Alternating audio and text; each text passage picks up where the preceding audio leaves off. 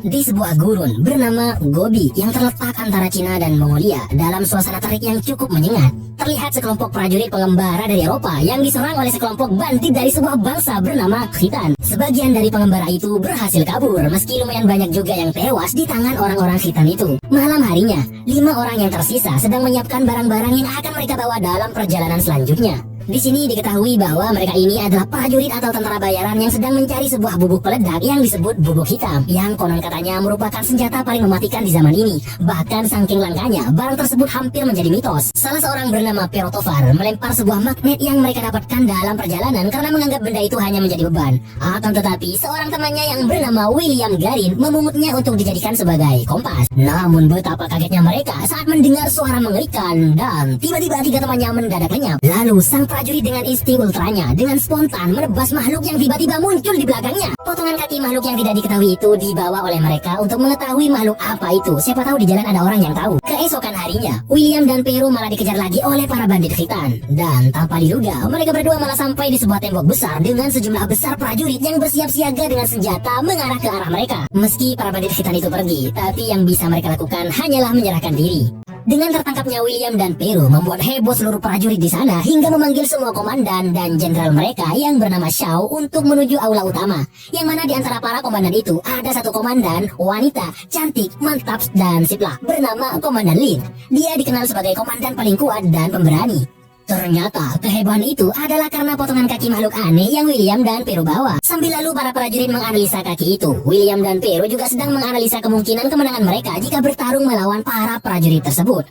Namun tiba-tiba mereka dikejutkan dengan suara indah dan lantang Komandan Lin yang menanyai mereka tentang kaki makhluk itu menggunakan bahasa Inggris. Betapa terkejutnya semua orang mendengar jawaban dari William bahwa dialah yang telah menebas makhluk itu.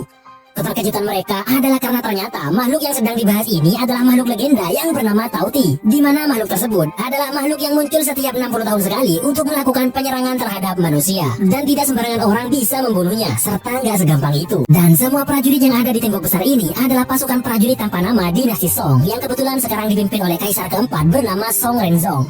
Para prajurit di sini memang sedang menunggu kemunculan para makhluk legenda itu, tapi mereka terkejut karena makhluk itu ternyata muncul lebih cepat dari perkiraan mereka.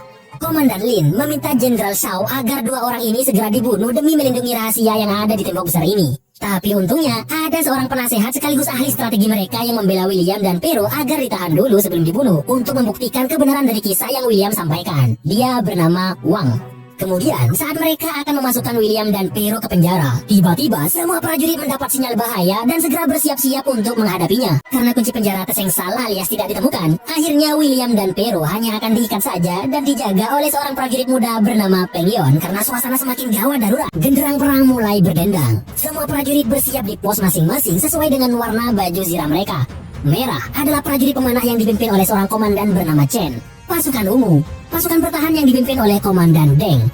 Pasukan kuning, bagian senjata berat, dikomandani oleh Komandan Wu. Dan yang paling keren adalah pasukan biru yang semuanya adalah wanita, yang merupakan pasukan prajurit berani mati yang dipimpin oleh Komandan cantik Lin. Sejenak suasana sangat hening sebelum akhirnya para makhluk legenda itu mulai muncul bergerombol dengan kecepatan tinggi menuju tembok. Saat itulah para prajurit pemanah beraksi disusul dengan bola-bola api. Hal yang sangat membuat William dan Pero kagum sekaligus ketar-ketir adalah saat pasukan biru mulai beraksi, di mana mereka akan melompat ke bawah dengan bergantungan pada tali kuat yang diikat menggunakan lingkaran besi. Setiap prajurit yang sudah wafat, lingkarannya itu akan dijadikan sebagai tanda atas kepahlawanan mereka. Semakin beringas dan ganasnya makhluk itu menyerang, semakin gencar juga para prajurit melancarkan serangan. Tuan Wang yang melihat sang ratu dari Tauti menyuruh Jenderal Xiao agar segera memfokuskan serangannya ke arah sang ratu. Namun para pengawal sang ratu dengan sangat sigap membentenginya dari segala arah. Saat beberapa Tauti mulai memasuki benteng dan menyerang beberapa prajurit, saat itulah Peng Yon pergi meninggalkan William dan Pero, sehingga ikatan mereka dilepas oleh seorang Eropa juga yang bernama Ballard.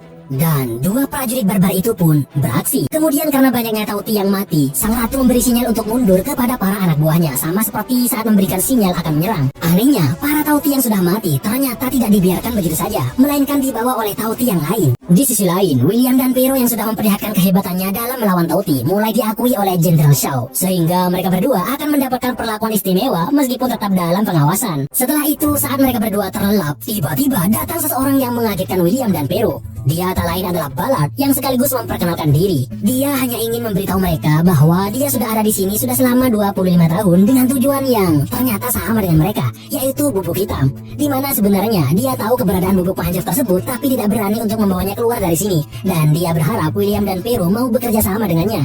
Keesokan harinya, saat jam makan, mereka ternyata disambut oleh para prajurit, terutama Komandan Lin. Namun rasa lapar mereka harus ditahan terlebih dahulu karena mereka diharuskan menunjukkan skill mereka di hadapan semua orang yang ada di sini. Dan akhirnya William mulai melakukan keahliannya dalam memanah dibantu oleh Pero.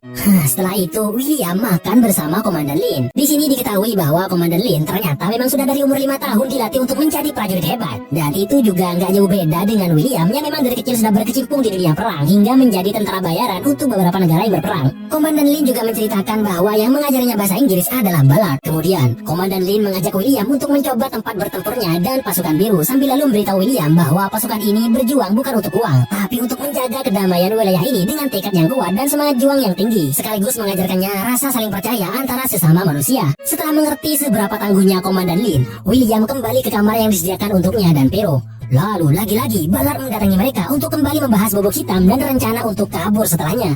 Tak lama kemudian, ahli strategi Wang memanggil mereka untuk membahas Tauti, di mana Tuan Wang menjelaskan bahwa ternyata yang membuat William dengan sangat mudah menebas Tauti di gurun adalah karena sebuah magnet yang dia bawa. Magnet tersebut ternyata bisa membuat Tauti tidak bisa bergerak. Lalu Tuan Wang menjelaskan sejarah Tauti, makhluk legenda yang mulai muncul sekitar 20 abad yang lalu sebagai hukuman atas Kaisar Cina yang sangat serakah, sehingga membuat seluruh rakyat Cina menderita. Saat itu, langit mengirim sebuah meteor yang kemudian menghantam sebuah gunung bernama Gowu. Dan dari situlah makhluk yang disebut Tauti muncul, serta mulai membuat kerusakan dan banyak memakan korban. Kemudian, setelah ribuan tahun, baru diketahui bahwa Tauti itu akan muncul setiap 60 tahun sekali untuk kembali menyerang peradaban manusia di wilayah Kekaisaran Cina. Saat sedang asyik mendengarkan kisah legenda itu, tiba-tiba ada sebuah keramaian dari prajurit yang menemukan Tauti yang masuk ke benteng. Di barisan depan, sudah ada Jenderal Shao dan Komandan Lin. Ternyata, Tauti yang ada berjumlah 2 ekor yang diketahui dari pantulan pedang Jenderal Shao.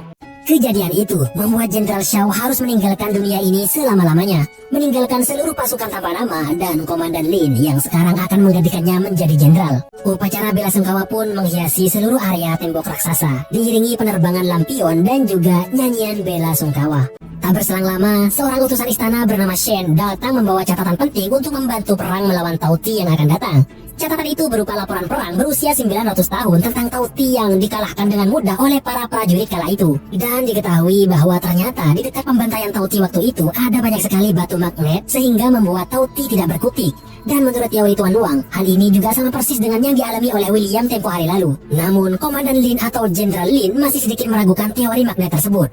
Akhirnya, dengan serius, William mengatakan akan memburu Tauti agar bisa dijadikan percobaan. Meski sedikit diragukan, usulan William ternyata disetujui oleh Jenderal Lin. Tapi hal itu malah membuat Pero marah kepada William karena hal itu akan merusak rencana mereka untuk kabur membawa bubuk hitam dari sini. Keesokan harinya, semua prajurit sudah bersiap menunggu kedatangan Tauti. Namun kali ini fokus mereka adalah untuk menangkap seekor Tauti dengan racun mematikan racikan Tuan Wang yang dioleskan pada panah-panah para prajurit. Dalam masa penantian yang hening tanpa suara sedikit pun dalam suasana berkabut, tiba-tiba tanpa diduga Tauti muncul sekaligus langsung menyerang beberapa prajurit. Ternyata para Tauti itu bergerak diam-diam tanpa mengeluarkan suara seperti pada penyerangan pertama.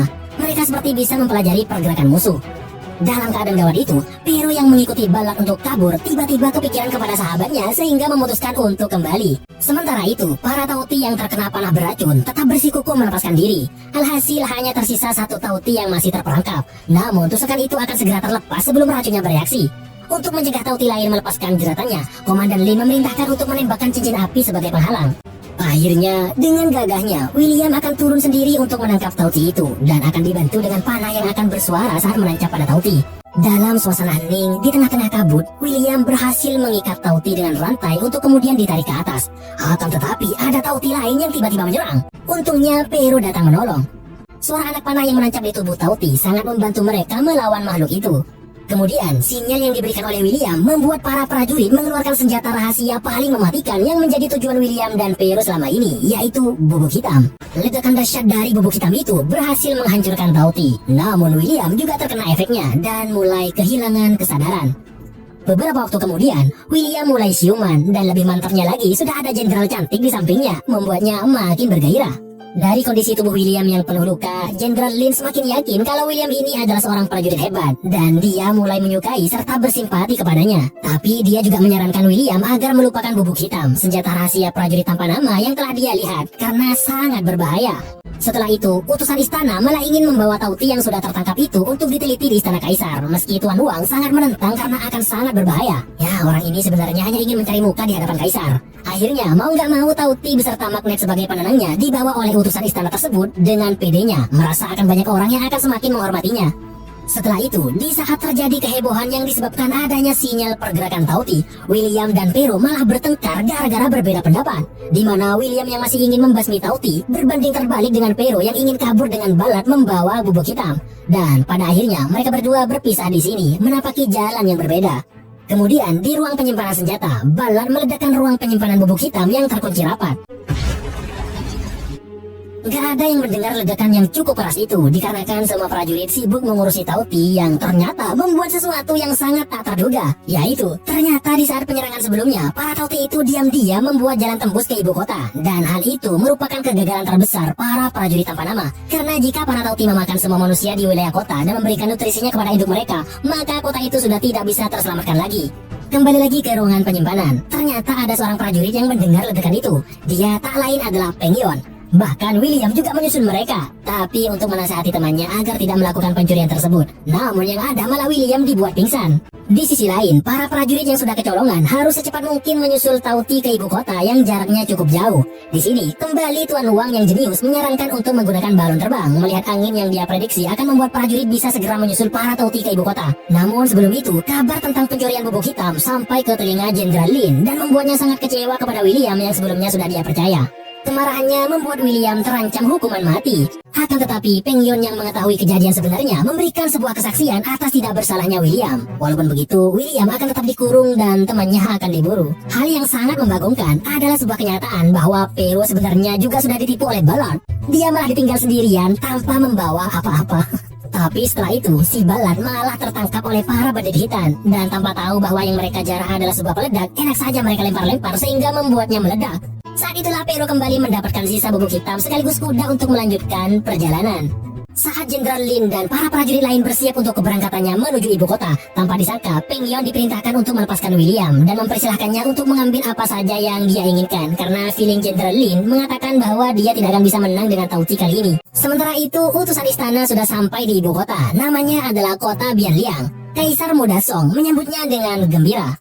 Akan tetapi, sebuah kecerobohan dari Chen, sang utusan istana yang sok keren, membuat Tauti yang ada dalam kurungan mengamuk karena dia mencoba bereksperimen dengan magnet pada Tauti. Dan yang lebih parahnya adalah Tauti itu mengirimkan sinyal kepada sang ratu sehingga kawanan Tauti itu berbelok dan langsung menuju istana kaisar. Beberapa waktu kemudian, para pasukan prajurit Orde Tanpa Nama sudah tiba di ibu kota Bianliang, di mana ternyata di sana para Tauti sudah melahap banyak korban. Jenderal Lin yang sudah terkepung dan hampir meninggalkan dunia ini selama-lamanya, tiba-tiba diselamatkan oleh William bersama Tuan Wang dan juga Peng Yon. Setelah itu, Jenderal Lin langsung masuk ke istana dengan memperlihatkan rencananya sebagai jenderal pasukan prajurit tanpa nama.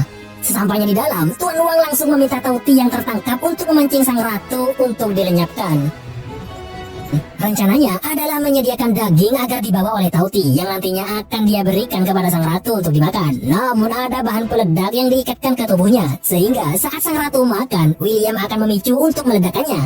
Dalam perjalanan menuju rencana, ternyata ada gangguan dari Tauti lain, sehingga membuat Peng Yon harus mengorbankan dirinya.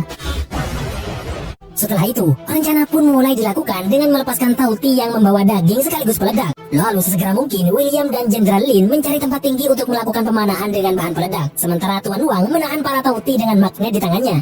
Panahan pertama ternyata gagal dilakukan karena pertahanan sang ratu sangat kuat. Belum lagi kawanan Tauti yang mengepung tempat mereka malah membuat Tuan Wang harus menjadi korban Tauti sesaat sebelum dia menyerahkan magnet kepada Jenderal Lin. Kemudian di panahan kedua, bukan hanya gagal, sang ratu juga mengetahui posisi William dan Jenderal Lin.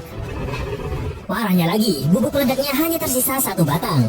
Akhirnya, bersamaan dengan kepungan para tauti yang akan segera menerkam, mereka berdua langsung melompat menggunakan tali yang sudah Jenderal Lin kaitkan ke atap. Bersamaan dengan dilemparnya batu magnet, peledak terakhir yang diikat ke tombak Jenderal Lin juga dilempar. Dan kematian sang ratu membuat semua tauti membatu dan berserakan di mana-mana.